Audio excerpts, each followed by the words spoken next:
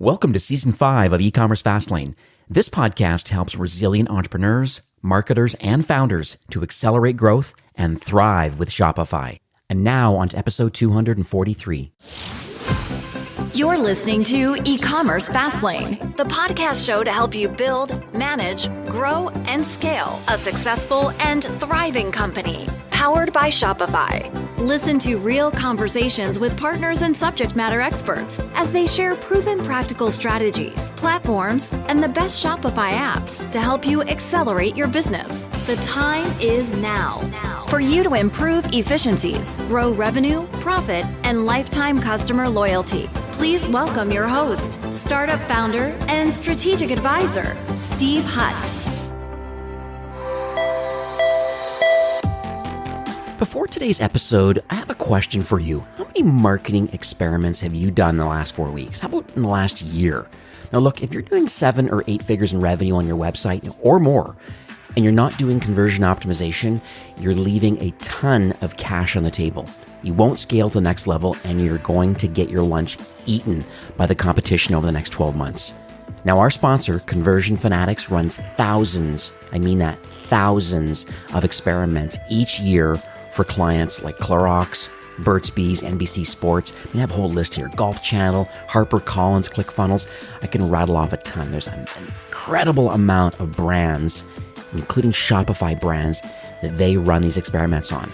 And what Conversion Fanatics does is that optimizes your Shopify store so you can get a lot more customers, scale up your traffic much faster, and see a lot more profit fall into your bottom line.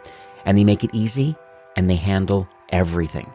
So go to conversionfanatics.com for a free site proposal today and tell them eCommerce Fastlane sent you, because traffic without maximizing conversions, in my opinion, is sad.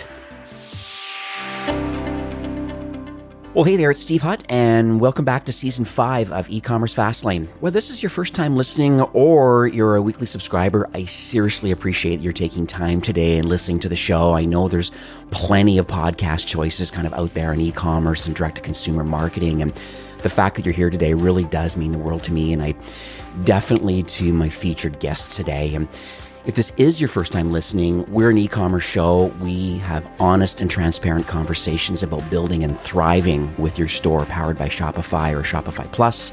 If you're an ambitious lifelong learner, which you likely are since you're here today, you're definitely in the right place. Now, new episodes, like I said, are available twice weekly. They're available from all your favorite podcast apps like Apple and Spotify.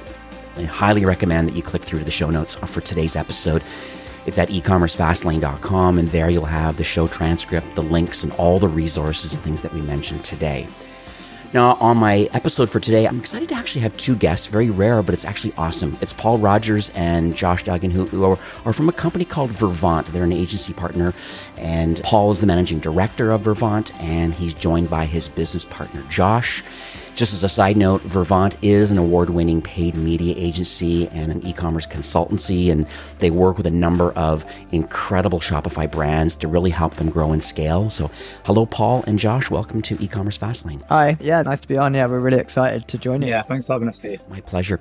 And I know our time zones are significantly different. You being in the UK at the moment, me being in Vancouver, and I know it's evening time for you and mid-morning for me, but where there's talent, I want to make sure that we all come together and get a great recording. And I've looked over some of the Q&A that I've kind of prepared for today, and I'm hoping to unpack a lot of interesting questions that brands are having around paid media. I think is one of the big topics right now, just the ROAS being so high. But let's talk a little bit on the high level first. Let's educate those listeners, like what does Vervaunt do, and why do a lot of Shopify brands choose your agency to help them grow and scale? Yeah, so essentially Vervaunt is a 4-year-old kind of e-commerce consultancy and performance marketing agency. As you said, Josh set it up. We have 2 sides to the business. So the e-commerce consultancy side and the performance marketing. So they operate pretty separately, but they do actually cross over a lot more than they used to. And then in terms of kind of offerings, so the first one I've already kind of talked about, performance marketing, primarily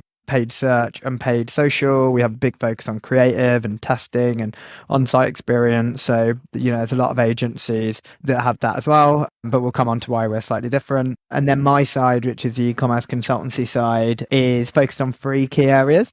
So we do a lot of re-platforming projects. So not just with Shopify, but we'll usually be brought in quite early. We'll do the kind of initial BA process. We'll help to build the business case. We'll build out the tech stack, all of the requirements. We'll kind of work with different stakeholders on that process. We'll select the SI, and then we'll deliver the project and kind of govern the project. So that's kind of one area, which is kind of where we started, but we'll come on to that a bit later. We then do a lot of road mapping. And as part of that, we kind of prioritize and accelerate the delivery of items on the roadmap.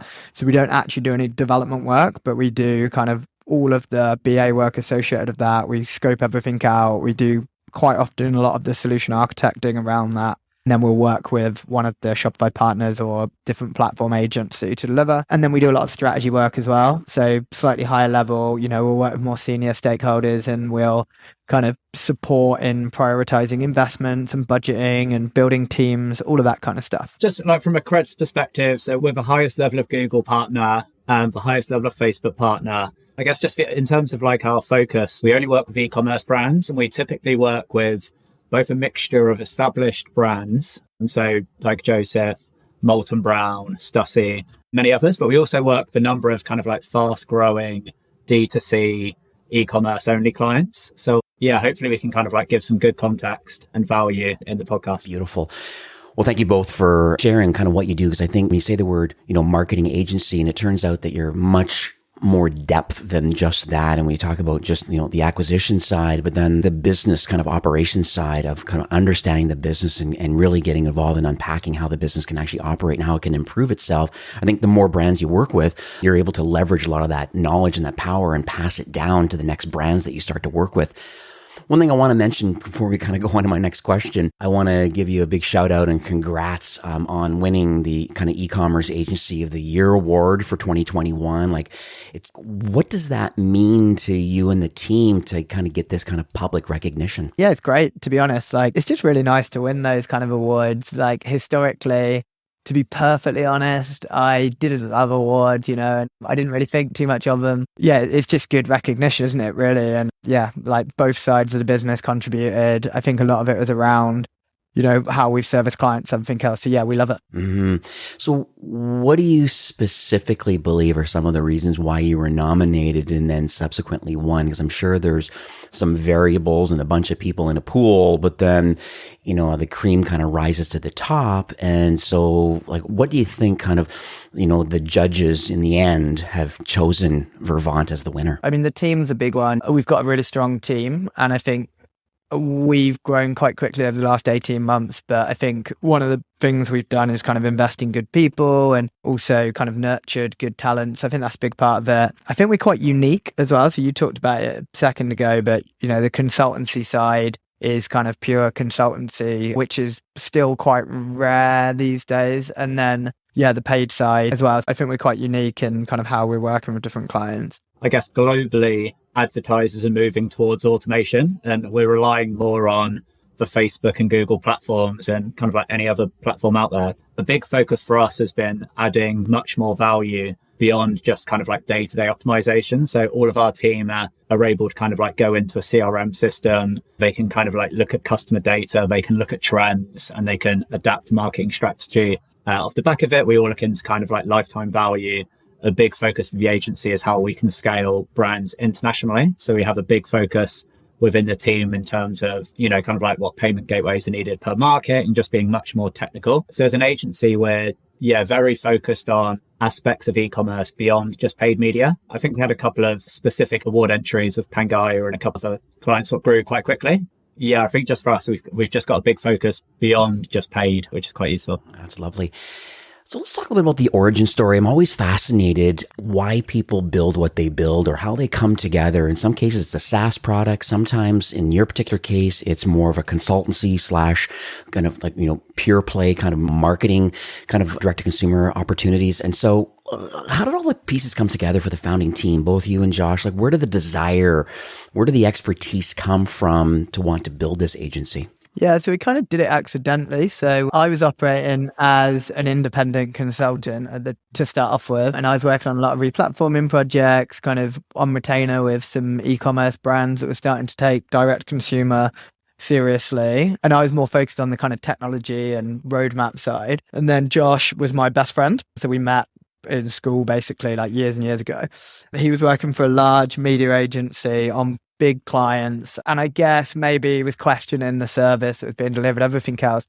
And then Josh started doing some freelance for me on the side, helping a couple of brands like O'Neill's, Beyond Retro to start off with. I think they were the first two, kind of prove the concept of paid, and some other brands actually as well that were going direct. And we did a lot of work around kind of justifying bidding on brand when this is a long time ago. So we were kind of working together, and then one day, we were getting so much demand and the work was going really well. So we were like, actually, there's an opportunity here. And it wasn't that we went to market as an agency. Initially, the plan was we'd be a consultancy and we'd go into businesses together and we'd be really ingrained. We'd go and sit down with the marketing team, the e-com team, the IT team, the finance team, etc. And we would essentially like build the programs and then start to push paid and grow e-com and kind of work with the e-com team as well on my side. And then over time, we just became a little bit more like a traditional agency, I guess. So the paid side's much bigger. So that's become a little bit more traditional agency. And then on my side, I started working with Shopify about 5 years ago, did a project with Bulletproof, which was a really good project for me. And then kind of carried on that side and then gradually built out a team that was a bit more Shopify focused. So we hired a full stack developer who operates as a solution architect. We've got a product owner who's got a bit of Shopify experience, and then we've built out from there, and now we have a team of 6. And then the paid side has kind of developed from there. We do work really closely together. We do a lot of support work for the paid. So our average paid clients, we will have inputs into their UX and their roadmap, and we do a lot around international. The ecom team will do a lot around kind of international payments or tax and duties or whatever else it is. So we've kind of developed this combined offering, I guess, from there, really. It's lovely. I know we mentioned Bulletproof. That's one of the accounts that I manage. So there's another Josh over there who's my main point of contact, but I know all the team over there, and I just love, and I'm not sure if you were part of it, but I just love the fact that they're running WordPress on their front end as their content strategy, but then they're running a subdomain and it's an identical looking website. And I just love how they're able to have their search functionality reveal from 2 CMSs. So we have the WordPress CMS, and then you have the Shopify CMS, and they're able to reveal both content and product recommendations in real time, no matter what CMS the site visitor lands on. And I'm sure there's lots of other UX improvements and things that you guys and they've been done over the years. But yeah, love Bulletproof. Yeah, they were a great client actually. And yeah, I was a part of that initially. So yeah, I migrated them a long time ago, and they had a really solid in-house team. And yeah, I did some of the initial kind of due diligence on Shopify. They were reviewing Shopify and Salesforce. And then, yeah, they launched that in about 10 weeks. And that was a really good project. And then I carried on working with a few head of e-coms over the years, but we don't do too much with them now. But yeah, they're a great business. And I know Josh quite well, and he's great as well. So let's talk a little bit about the paid advertising, because I know it's a little bit of a sore spot for a lot of brands. I mean, now with iOS is 14.5 update, and people have to manually opt in to be tracked. And so the default is to don't track. And so knowing that, it's causing a lot of challenges. And I have a lot of brands messaging me saying, how do we deal with ROAS now? Like, is everything just a blended ROAS? Like, I spent this, I got this, and is there no granularity?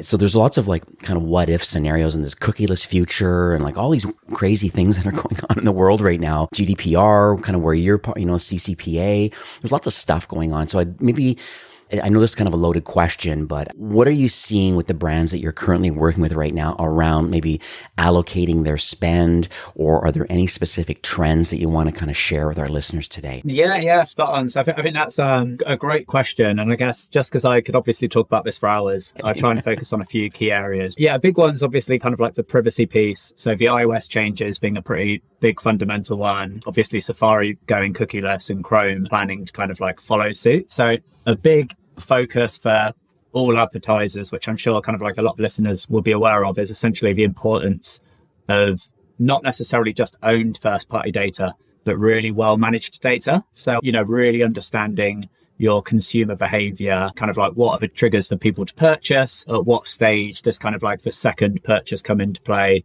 and when should you be retargeting consumers. So a big focus for brands should just be owning first-party data. So rather than being reliant on Facebook and Google kind of like targeting and data sets, you really want to own as much data as possible. And that way you'll always be able to retarget. So you're not relying on the cookie, or you're not relying on any other form of remarketing. You're simply fully using your own first-party data. So whether that's an email address or kind of like a phone number or any form of opt-in data, you've got the ability to retarget those.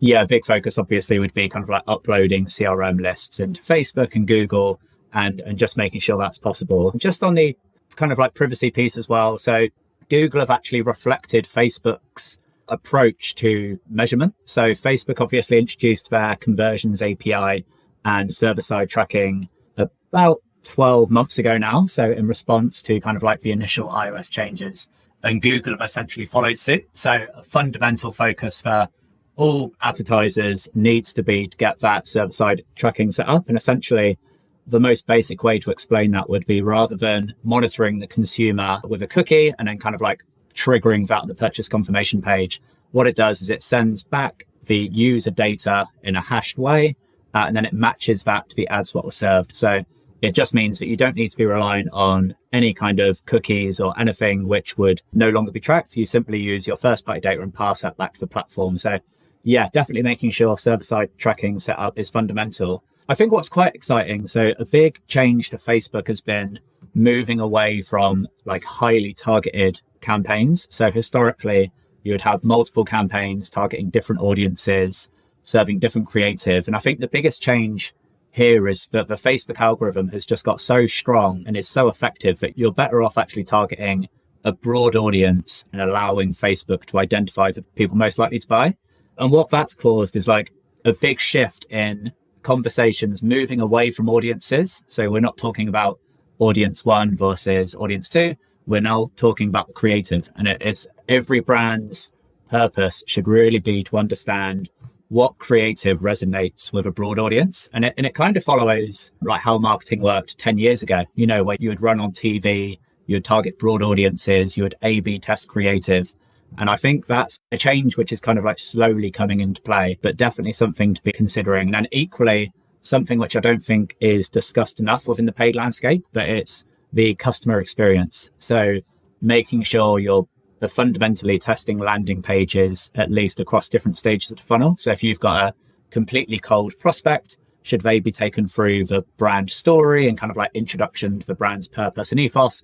Or should it be simply, you know, the product collection and really being focused there? And then I guess just to touch on like the iOS piece. So it's quite an interesting one. So Facebook came out and said that they've seen a 15% drop in conversion rates following the iOS changes. So Facebook actually kind of like remodeled how they even track conversions back in September. So a lot of brands should have started to see an improvement in conversion rates from September onwards. But the biggest issue we're seeing is the CPMs. So there were 30% more advertisers in 2021 versus 2020.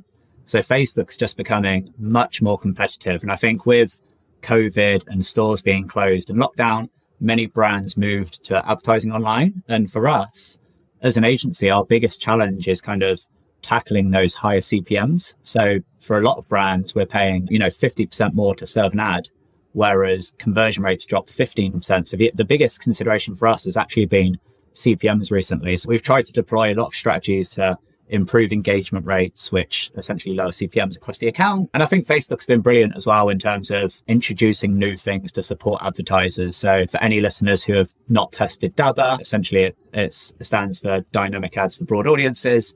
That's a very effective way to drive good traffic and sales at a low cost. And although the iOS piece is significant, a bigger consideration for us is the CPMs. And just my final point would be kind of like channel diversification. So just where Facebook has got so costly, you'll slowly start to see a lot of brands moving to the likes of Snapchat. Obviously, TikTok's the most used platform on earth. So that's definitely worth kind of like looking at understanding what consumers are on there and how to engage new customers. So yeah, I realize that's a a bit of an essay and a brief question, but hopefully I've touched on like a few fundamental areas for people to look into. And I think that's lovely. I think I'll add a little tiny bit to that also. I totally agree with you about, the owned data side of it. That's what I'm seeing too. And the first party data is extremely important. I think about RFM, this recency frequency monetization strategy. And I've had a few other partners on like Segments and a few others that really understand the cohorts of Shopify site visitors and orders. And so they understand the first, the second, the third. They know at-risk and loyal customers, and you're able to segment them and market to them based on the first party data. So I would totally agree with you. Whatever tools you're using, I'll put some links in the show notes, but there's lots of great tools to kind of slice and dice your Shopify order data to then figure out how do I get my first sale to a second, and how do I cultivate and create campaigns around my most loyal customers, that my VIPs. And so it's very interesting. So I would totally agree with you on that. I also want to add that, those listening today, you may even want to consider zero party data, which means how do I enrich my first party, which is my order data pretty much in Shopify? How do I get more information from my customers from a marketing perspective? And I know I've had Octane AI on in the past, and they have a really good quiz solution. I know there's a lot of case studies around how do I ask the right questions to make sure that when I'm marketing to them, if let's say I'm a pet brand, I don't want to send dog food ads to them, whatever the channels are. We'll talk about the diversification in a minute, but you don't want to send dog food ads if they've kind of self-selected as being a cat person, right? So I totally agree with you. First party, zero party, I think is really important. And then you mentioned about the social commerce. I think just the whole idea of diversifying outside of the typical channels. I know Shopify has been really doubled down with Shopify Payments and Shop Pay, and being able to be in Pinterest and being in TikTok and being in Snapchat and all the networks that, and buying from within ads now. It's so interesting, some of the things that are available. And I think it's diversifying and testing. Are you seeing that on your end? Yeah, 100%. And I mean, I'm like the biggest advocate of Facebook and Instagram for advertisers, but we work quite closely with Snapchat now. And essentially their CPMs are 3 times there than Facebook. So even if your conversion rate is half through Snapchat, it's going to work out more profitable. And I think they're seeing the opportunity as well. So for all of our clients, they're offering free test budget. So, clients can come in and test the system for free. They built some augmented reality assets for one of our clients for free. So yeah, they're definitely recognizing the opportunity and pushing. Equally, we're doing a lot more with Pinterest now. And then TikTok's an interesting one. So I don't think it's necessarily the best platform for conversions yet. I should definitely be on like every brand's radar. And I'd say for about 15% of our clients, we're doing ads currently, but obviously that's going to grow quite a lot. Just to add to that as well, we do have, we've got one client, and I won't say who it is, but we do have a client doing a pretty significant amount through Instagram checkout now, which I find really interesting. So I think our average client is kind of testing it in the US market, but we've got one client where Instagram have kind of incentivized them a little bit to push it. And I think they've provided some money maybe to allow for like promotions and stuff like that, but they're doing well in the millions a year via Instagram checkout, which is quite interesting. Yeah, I love that. One thing I want to touch on before I go to my next question was you were talking about the importance, I think Josh is probably more in your wheelhouse, about the importance of creative and testing creative, just because CPMs and the ROAS kind of, challenges and banner blindness and all the different things that can happen. I find that a lot of brands get on this kind of unfortunate kind of content hamster wheel a little bit. And they feel like it's a never ending process of having to come up with unique, either UGC, user generated content, or animated GIFs. And there's so many different types of creative. I just wanted to hear, your insights kind of on boots on the ground right now. Like, what's your thought on ad creative and any little tips and things you can give our listeners? No, definitely. I mean, I think that's a very valid point. I think all of our clients, if you ask them, would suggest that they want more creative more regularly. You mentioned kind of like there's lots of different types. So UGC, kind of like video, lifestyle, campaign visuals, product rich kind of like content. The big thing for us is we work very closely with kind of like creative design team with kind of like different teams within clients' businesses. And a big focus for us is you can actually build out assets quite easily with minimal content. So I still agree that regular asset production is fundamental. We do a lot of analysis around ad fatigue, and you do quite quickly see that after 3 to 4 weeks of running the same ad, fatigue kicks in, CTR drops, CPMs increase. So you definitely want to be constantly iterating new versions of creative. And essentially the way we manage it is we would have, say, 5 assets running simultaneously. And then every 2 weeks or so, depending on the spend, we'd pause the underperformers, just say 2 versions, for example, and rotate in 2 new ones, and then just retrospectively take learnings. So we would go in with an initial hypothesis around what we're testing and so on. But what we've noticed with a lot of brands is a lot of clients have brilliant Instagram organic content. And all you need to do to build a lot of assets is simply just put those in kind of like video content with different product features, different messages about the brand. So there's actually a good case study between Facebook and Allbirds. And essentially what Allbirds were trying to do was it was just trying to understand percentage mix of messaging between the brand and the product. So they started off initially with just being completely brand messaging. So all about sustainability, all about the business goal and ambitions, and kind of like all about the broad product catalog. And then they slowly moved down to ads, which were just solely focused on individual product benefits. And their testing process was just to understand what form of messaging worked best. And a lot of the assets they used were just visual product assets adjusted into a video with just different product text overlays. So I definitely think it can be made easier than what a lot of advertisers deem it to be, but it should be a huge focus. But I think if you've got product images, you've got some lifestyle images, you definitely can build a good brief to build out a lot of video content just with a small amount of initial content. So that would be my initial response, because I'm very aware that I don't think there's any brand out there who have, constantly got access to creative that they want. Yeah. It kind of reminds me, I'll put the link in the show notes, but one area of UGC that's interesting for a lot of brands is what's going on Instagram stories, which unfortunately the creative is only available for 24 hours. And you can't be there right clicking and saving, 24 hours a day, 7 days a week when people are mentioning your brand and for free, maybe not true influencers yet. And I think there's some tools out there that are scraping in real time now and almost creating a war chest of UGC Instagram story content that then can work on the rights management around that content and figure out how can I leverage that? How do I build a new relationship with, someone who's promoting my brand that's not even quote unquote officially on the books as an influencer? Have you seen that at all on your side? No, not too much, to be honest. So we actually don't work too closely with organic content teams. So I think if we were to come across like an app like that, we would, love the content to be sent to us. We could propose what might be used as paid assets. That's actually a brilliant idea. We've not yet looked too much into that. Yeah, I can definitely see the value. Absolutely. I'll make sure I put everything in the show notes for that one. So let's pivot a bit over to, I'm going to be devil's advocate here for a second about, other marketing agencies maybe that are serving Shopify brands. I think my thought around this is that, where there's competition, there's business. And it's very clear with over 2 million brands on Shopify and massively growing. D2C is here to stay. There appears to be an end, or at least a light at the end of the tunnel when it comes to what's going on with the pandemic right now. But people are still love online shopping and the discovery part of it. I still think there's lots of opportunity. It's a very blue ocean out there.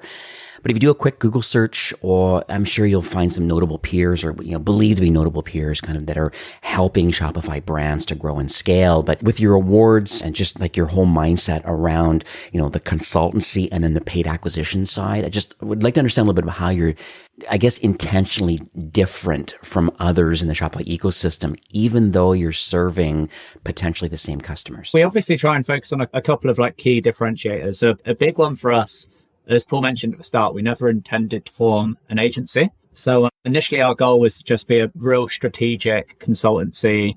We would spend 2 days a week in our client's office. And a big focus for us when we have scaled was to kind of keep that seniority within our account management. So all of our day-to-day account managers are typically much more experienced general agency. So we would, really upskill them around different elements of e-commerce. They would all be able to go into Shopify, very advanced with shopping feeds. They would all be able to adjust image URLs for DPAs, all very kind of technical around the Instagram shop and kind of the ability to build product sets and everything else. We've always tried to build a bit of a niche for ourselves. So a big focus recently has been a technology push. So as we've spoke on the podcast and as kind of we're all aware, is creative's just been a massive focus for brands recently. We start to see one challenge where if you go into the Facebook interface and you've got a number of campaigns targeting different regions, you've got different campaigns targeting different audiences, and you can end up with a complex array of ads within the interface. It's quite difficult for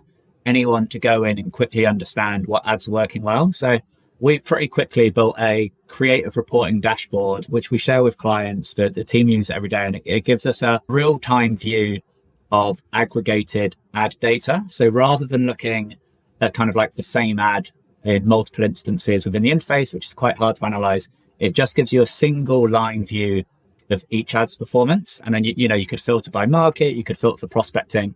But that's like a really great solution where our client teams can just quickly go in and see their best ad. And, that's kind of something we identified as pretty key, which we built out. We built out a number of inventory trackers. So it sends alerts to clients when products go up to stock. We scrape competitor websites for price changes and kind of like when they go into promotion. Yeah, so we've always tried to build out quite a technical offerings. We do a lot around like GA and GTM as well. We also have a Shopify app, which I'm sure Paul would love to quickly introduce. Yeah, we built an app that was initially designed for kind of on-site feedback. And then it was going to be on the order confirmation page where we started, and then also kind of grow into an on-site feedback form just where people can report bugs, etc. And then it gradually grew into kind of more attribution surveys, and then now trying to get more context from the customer that we can then pass into kind of CRMs and ESPs, etc. But yeah, we use that a lot with paid clients, and that's been really good, and we've got a nice little roadmap on that. We use it quite a lot for international as well, like where clients want to understand the barriers or like how customers have responded to barriers around kind of duties maybe that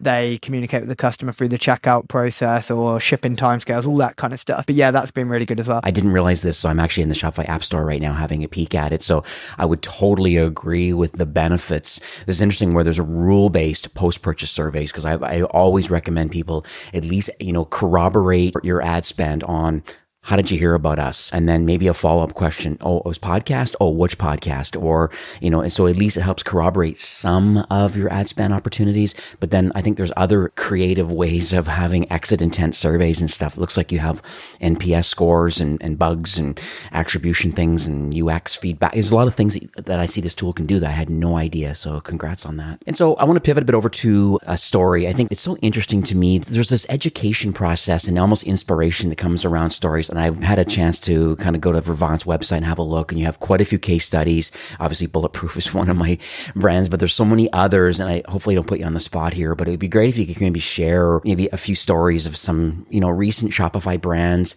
that have worked with you. It could be strictly on the consultation side, and then they did the implementation on their end, or it could be on, the performance side of actually paid social and paid ads and things like that. So I'll kind of leave it up to you how you want to unpack some of your notable partners and, D2C brands that you've worked with. There's a few that I talk about quite often. So Self-Portrait is a really nice one. So they're a global fashion brand. So we recently migrated them over to the Shopify about a month ago, which has been a really good project. They were pretty, intertwined with Magento before. They don't have too many kind of back office systems. It was a complex project to make it work for Shopify. So that was a really good one. David Austin Roses, which was probably about 3 years ago. I had a really small team also on Magento. We did a lot of complex work with a PIM with them. And we also did a lot of kind of quite heavy customization with Shopify via kind of private apps.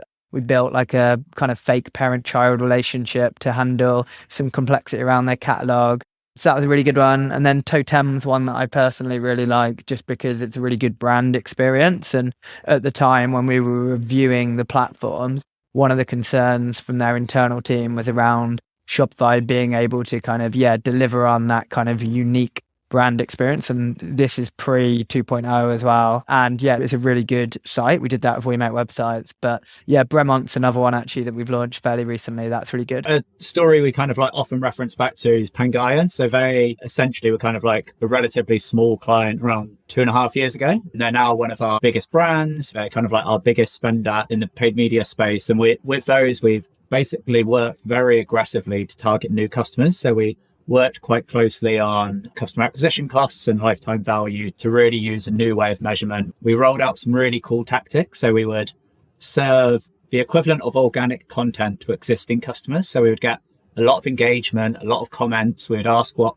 color hoodie people used, and then we would serve that to new customers. So essentially it was a socially proofed ad with the likes and comments. We basically had like hundreds of ideas like that. We had country specific content we were pushing. We had localized shopping feeds. So I think that's a brilliant story where they went from spending, kind of like in the thousands of pounds a month to, during Black Friday months up to millions. Yeah, just a really good story where we like actively, scaled the account across multiple markets. But I also think it's quite nice to touch on some of the larger brands we work with that worked with initially as in a proof of concept stage and then have kind of like proven the value of paid media. So Muji is quite a nice example, global brand, kind of like stores, globally across the world. Initially with them, we started off with just PPC in the UK. That scaled to global paid search and paid social management. So we've really proven the value of paid media. We've done that for quite a few other brands. So Stussy, for example, we started working with earlier this year. I've kind of like really proven the value of paid. We've moved into the generic space in paid search. We're pushing Google Shopping much more. With Lush, for example, we managed their first ever paid search activity. So yeah, I think a nice thing for us is also not only working with the fast growing brands, but also really introducing the value of paid to some of the more established clients we work with. Well, thank you for sharing that. I'll make sure I put all those links in the show notes just so you can go back and take a look to see, just once again, the story is great and then the growth is great, but it's nice to actually go in and actually take a look and saying, hey, what does great look like today? And I think that's what inspires a lot of people that are listening. One thing I want to just touch on a bit is about maybe the future of Vervaunt. I know that I had one question here that I always like to ask because, here we are, we're in mid 2022 right now. We're in probably in May by the time this is being released in Q2. And I'm always curious on the North Star. It's very clear that you kind of position yourself as being, deeply entrenched in D2C, both from a consultancy side and the paid acquisition side, and aligning yourself with some partners from the development side to help with UX improvements and things like that. But just would like to understand where do you see the future of your company and how are you going to continue to offer value and assistance for Shopify brands? Yeah, I don't think Josh and I necessarily have the answer to this. Like, we've never really had like a massive vision. I think, we've got two sides of the business. We both want to be the best. We've grown a lot recently, which is always a challenge. And I think we just want to keep strengthening. We want to work with cool, like particularly on the e-com side, we almost intentionally have kept it very small so we can pick and choose the cool brands we work with, work on cool projects. Like I want to be working with, Web3 projects. I want to do more kind of like really advanced CRM stuff. I want to push more kind of multi-channel stuff. Like I want to definitely be continuing to work on new stuff. Yeah. And then I want to continue building out our own technology. I'm sure Josh will talk a little bit more about creative. But yeah, ultimately, I just want to continue doing cool stuff more so than kind of growing the team or growing financially. I think that may well kind of happen in line with those two things. I think just working with cool brands has always been the thing that motivates us probably the most. Would you agree with that, Josh? Yeah, exactly. And I think for us, it's, we just want to be involved in the best projects. Like I think Paul mentioned, but, it's quite exciting now. We're working much more closely with Snapchat, as I mentioned, who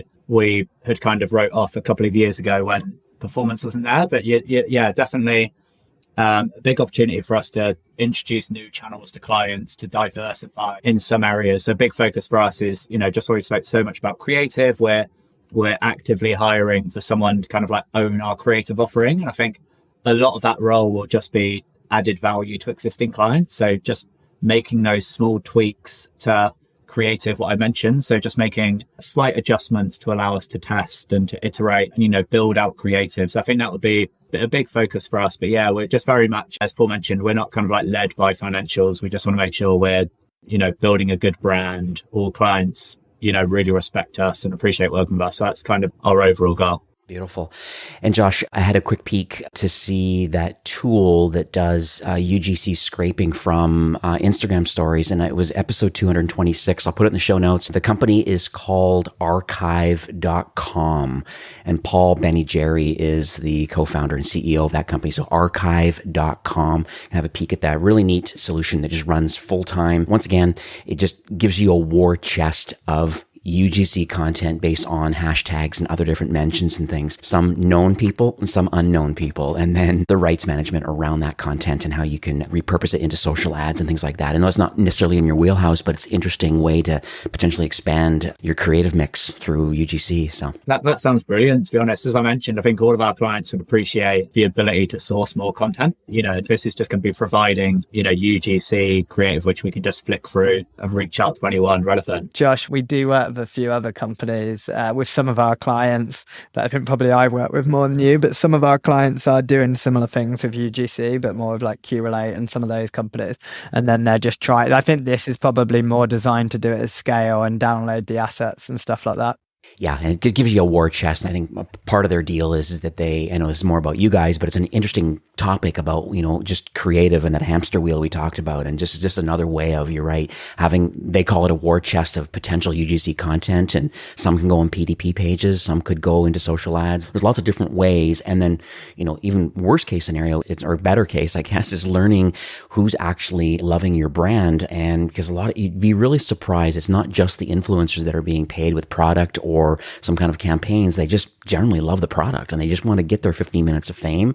They mention brands on purpose, but then a lot of times they're missed. In Instagram stories, it gives you a much more better real estate in the app itself than just having to go through the regular Instagram feed, right? So that'll be in the show notes for sure.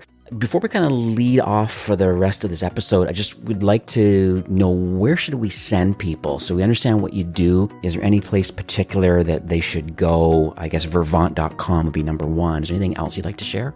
I think that's probably it. I send a newsletter that I spend a lot of time doing, which can be found on Vervaunt.com. Yeah, I've got my personal blog, Paul M. Rogers, but I don't update that anywhere near as much as I should do. Yeah, Vervaunt.com is definitely the best place. All right, very cool. And I'll make sure I put links to all that. Same to your app for surveys. I'll make sure that's in the show notes. So I just want to thank you both for coming on the show today. It's always fun and unique to have two guests on together, but it's nice that you've kind of put yourself in your own kind of specialty areas and stuff. And I just really appreciate that. And once again, congrats on your win. Congrats on being aligned, quite tightly now with Shopify. And I really appreciate that. I know you're mostly dealing just based on geography, more in the European markets, but I just see sounds like there's some great opportunity for North American brands for Vervaunt too, even outside of time zones and things. So I think maybe you can unpack that. Just let me know if that's something where you see yourself expanding on that. It's interesting you say that. We've got our colleague, so our head of performance marketing is in the US for the next 3 months, assessing the market. Yeah, so she's in New York, meeting lots of people, working. We do have a lot of clients in particularly East Coast US, and then I do consultancy for quite a lot of brands in the West Coast as well. But yeah, it's definitely on the roadmap, just because, Josh and I both love the US. There's a lot of great brands over there, and we've got existing clients. So yeah, it's something we're actually working on very recently. So Bethan moved over last week, or temporarily moved over. That's lovely, because I'm part of the Revenue West organization. So anything kind of west of the Mississippi, I guess. And I have lots of brands in California. So this is great. This is great that you're kind of potentially offering more services and time zone friendly kind of opportunities for client meetings and things like that. So that's awesome. Well, both, I just thank you guys for coming on the show today. I really appreciate it.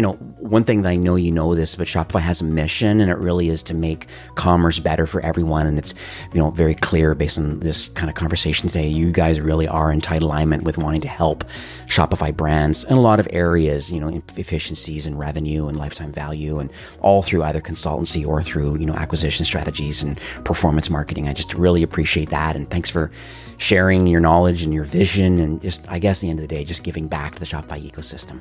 Yeah, great. No, we've really, I've certainly really enjoyed it. I'm sure Josh has too. Yeah, thanks so much for having us, Steve. And really appreciate it. All right. Thank you so much, and have yourself a great day.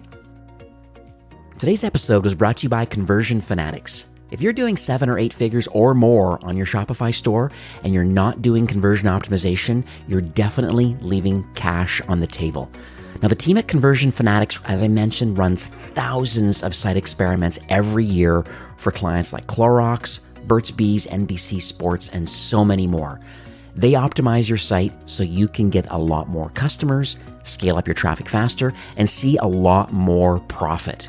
And they make it easy, and they handle everything. So go to conversionfanatics.com for a free site proposal and tell them eCommerce Fastlane sent you, because as I said, traffic without conversions is sad. All right, go check them out, conversionfanatics.com. Well, that's it for today's episode. I'd like to thank you, a loyal listener of eCommerce Fastlane.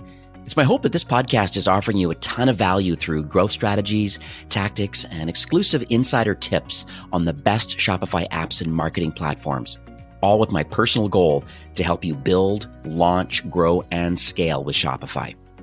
Thanks for investing some time today and listening to the show. I'm so proud and excited that you have a growth mindset and are a constant learner. I truly appreciate you and your entrepreneurial journey. Enjoy the rest of the week and keep thriving with Shopify.